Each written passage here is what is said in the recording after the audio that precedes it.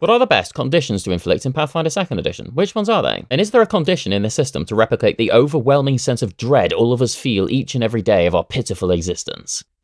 This is the Dominomcom, authored and hosted by me, Dominic. The Dominomcom is dedicated to all nerdy things, with my current obsession being the TTRPG Pathfinder 2nd Edition. In this video chapter, I'm going to rank what I believe are the best combat conditions to inflict upon your enemies in Pathfinder 2e, for all the combat and tactic lovers out there like myself. I'm going to be doing this via the famous tier list system that I've done a couple of times before, so of course this list will be heavily opinionated, and I'll potentially miss out on some tactical strats that you could do with these conditions that I may not have thought of. Though, as a rather experienced GM, I like to think I know exactly what conditions to apply to each PC in my groups to really upset them, because I'm just that lovely kind of guy, you know? If you find this video chapter helpful and or enjoyable, please give it a like and consider subscribing, joining as a member, or taking a look at my Patreon, and thank you very much indeed for watching regardless. So let's apply the fascinated condition by starting the music.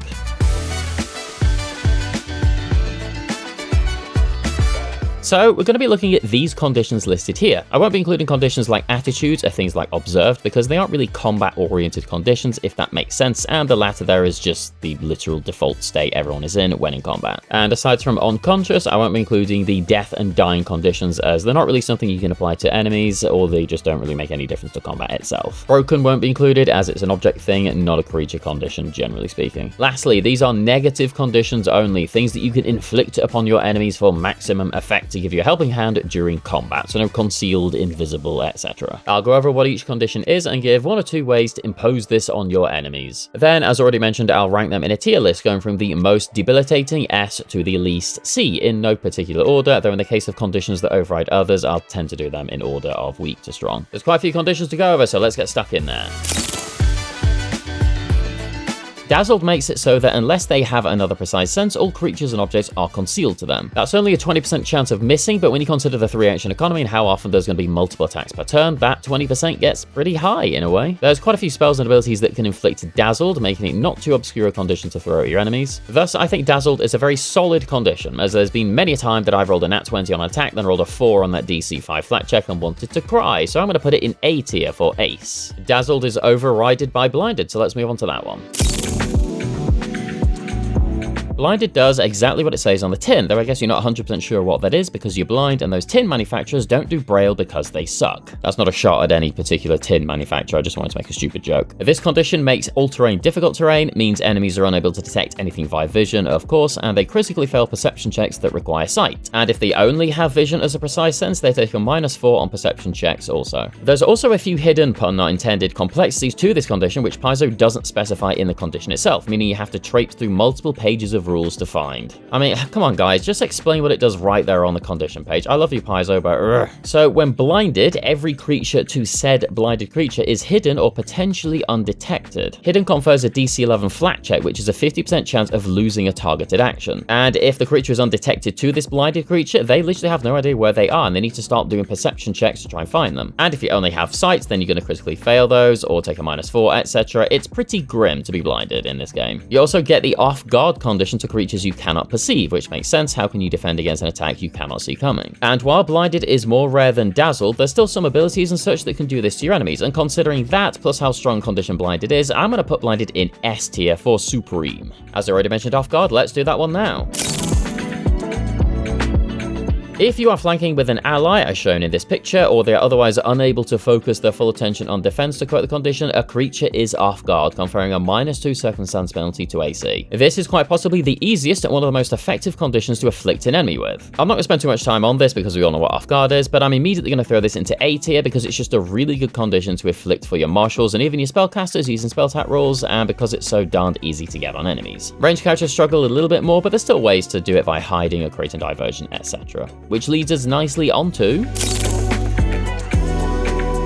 When prone, the enemy will take a -2 circumstance penalty to attack rolls, and if they want to move, they can only crawl or stand, with the latter ending the condition. And both of these trigger movement-based reactions, which is fun. You're able to take cover while prone, which actually gives a +4 circumstance bonus against range attacks, though you're still classed as off guard, so I guess it's a +2. And if the creature is flying or climbing, they simply fall. Fun. As already mentioned, the best part about this is to trigger movement-based reactions such as reactive strike and stand still, etc. Just bear in mind that the off guard condition does not apply during those reactions. There's quite a lot of ways to get an enemy prone in PF2, both on martials and casters, which is lovely. I think this is a solid A tier condition, and there's ways to make it even more powerful, which is what I'm going to move on to now.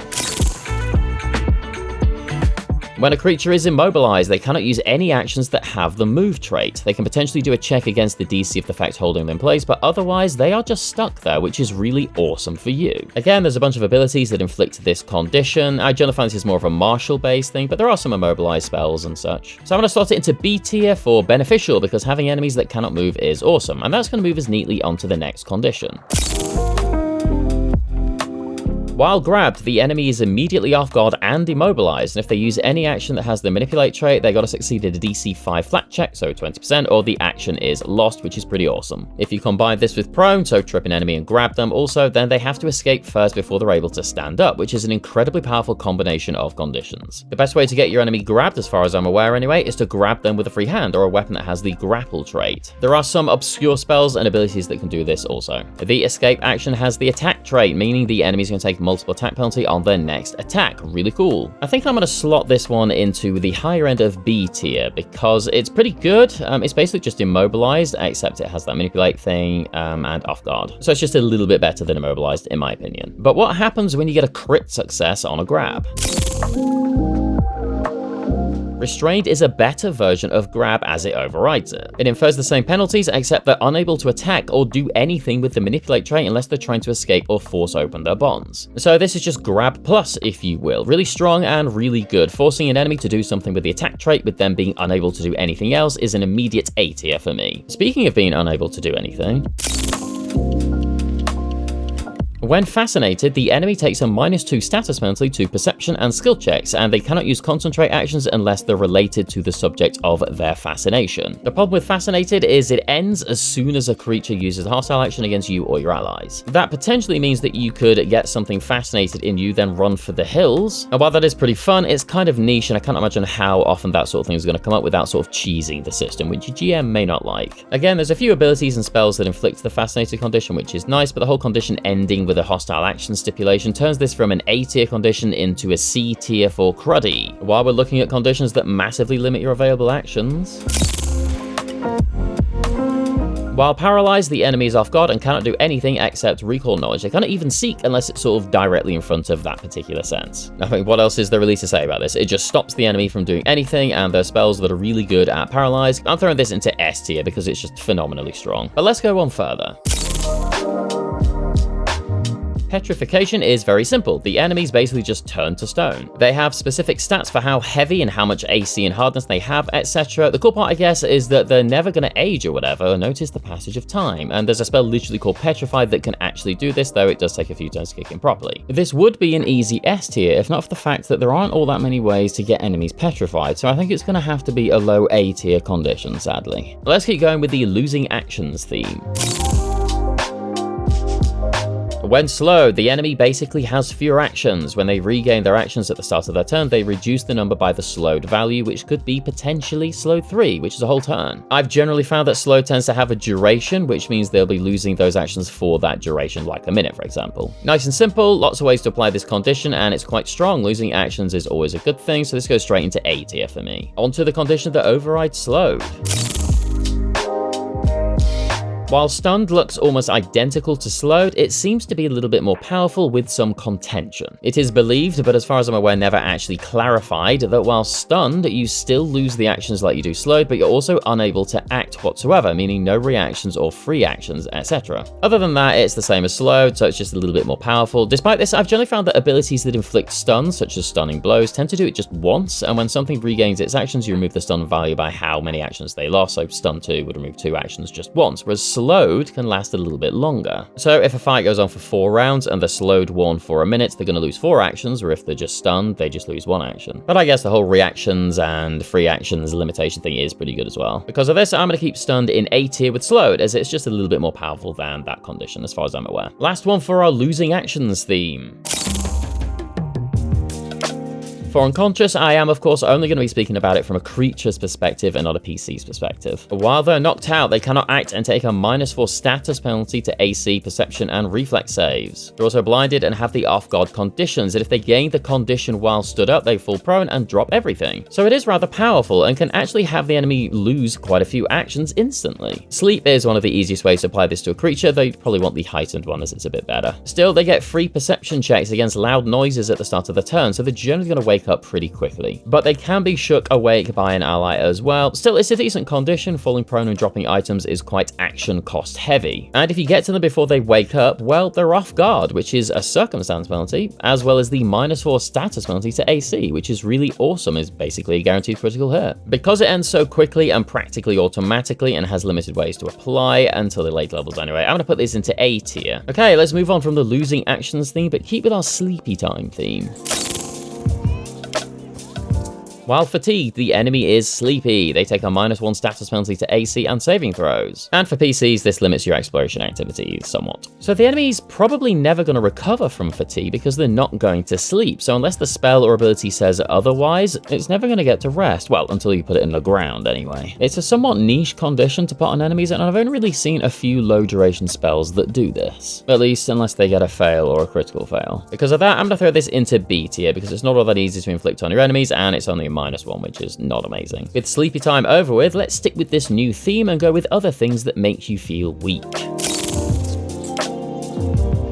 While drained, the enemy takes a status penalty equal to the drained value on constitution-based rolls and DCs such as fortitude saves, and they lose HP equal to the level times the drained condition. Their maximum hit points are reduced by the same amount also. Drained doesn't really vanish until a full night's rest, so again, this is basically going to debilitate an enemy until you finally murder them. There's quite a few spells and abilities to inflict drained upon an enemy, and lowering maximum HP is always awesome, as is lowering saving throws, so I'm going to throw this into A tier because I think it's pretty good. But what else can make you feel weak aside from gazing upon my handsome brilliance?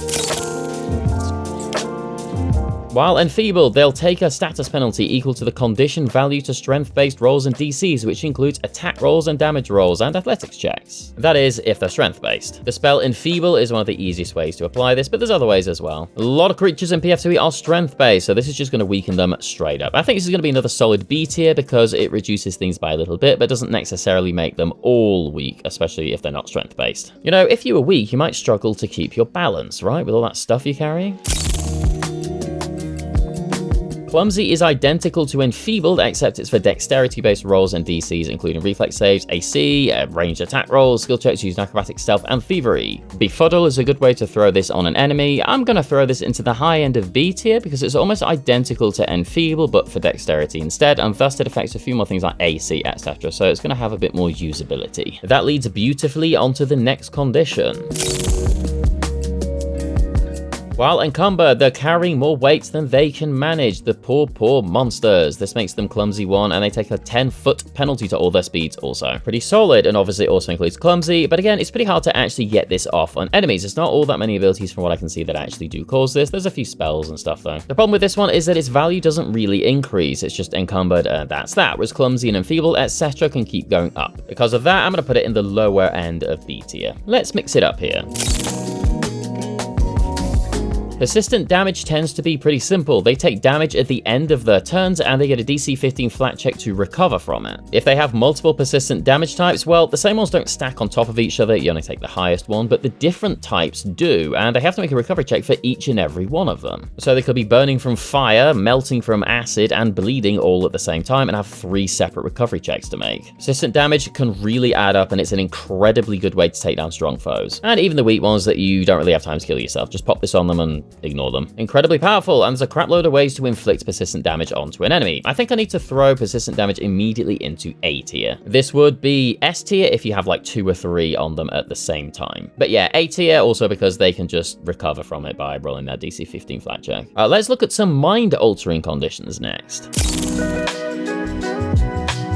when confused, the enemy is off guard. They're unable to delay, ready, or use reactions, and they use all of their actions to strike or use offensive cantrips. They also don't treat anyone as an ally, meaning they may end up hurting their friends. The targets are determined randomly, basically whatever's closest, and if they cannot target anything, they target themselves, Pokemon styles. Each time they take damage from an attack or spell, they are allowed a DC 11 flat check to recover from the confusion. It's a pretty good one. It's potentially a bit more niche, because if you want to actually get the most use out of this, the enemy needs to be around a lot of their own allies. If they aren't, it's somewhat pointless, because they could just randomly hit the person that they're aiming for anyway that you might not wanted them to hit, like your healer, a spellcaster, or whatever. But still, it can be incredibly useful in the right circumstances, so I'm going to put it at the low end of A tier. More weird mind things, please.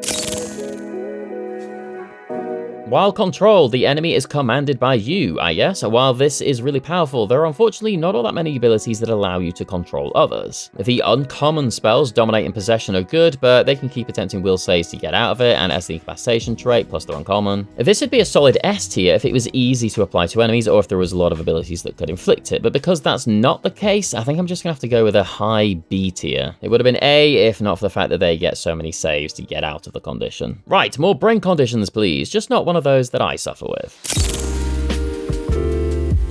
What did I just say? Stupefied is quite similar to Clumsy and Enfeebled, except it goes on their intelligence, wisdom, and charisma-based rolls and DC, so it's quite strong. Also, while Stupefied, if they try to cast a spell, they're going to have to make a DC 5 flat check plus the Stupefied value, which I guess is going to be a minimum of 25% chance, as it'll be 6, which is pretty good. They fail that, they lose the action and spell entirely. Sadly, there's not a great deal of enemies in the system that are spellcasters. Well, I mean, they do exist, but generally in AP, spellcasters are not all that often going to be included in combat. They are there, if they're just not massively used versus your run and gun generic martial enemies. There are some abilities that can actually impose this on your enemies, which is nice, but this is just another B tier condition for me. Speaking of struggling with spells,